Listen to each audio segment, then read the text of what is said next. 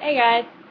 So my report is on online product research, and the researchers found that 58% of Americans have researched a product or service online.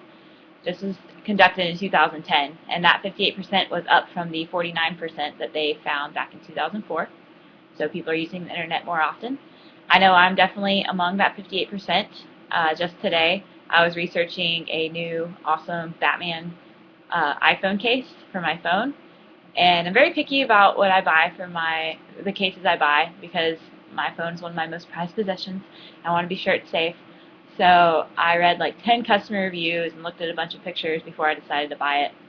So I'm definitely, I value those product reviews and research. Some of the interesting facts I found from this report were that men and women conduct online product research at similar rates. However, African Americans do product research at significantly lower rates than whites or Hispanics. I thought that was kind of interesting. I don't know the reason behind it. They didn't really comment on that, but it makes you wonder what the cultural implications may be there. Also, adults who are ages 65 or older are less likely to do product research than adults who are ages 30 to 64. That's not as surprising to me, since the 30 to 64 bracket may have children at home that teach them how to navigate that newfangled internet, or they just are more familiar with the internet in general because it was more in their generation as they were growing up. And finally, internet users in higher income brackets are more likely to do some product research before they go buy anything than those who are in lower income brackets. So that was kind of interesting.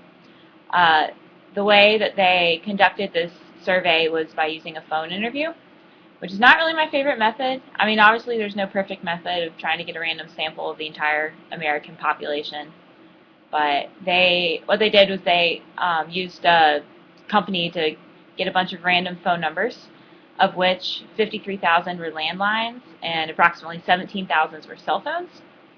And out of all those numbers dialed, only 1,000 interviews were conducted successfully. So it's kind of crazy what you have to go through to get 1,000 people to respond. But in the end, once you take into account the bad numbers, such as fax machines or it was a non-residential number, their final response rate for the landline was 13.6%, and the response rate for cell phones was 17%. So yeah, that was my report.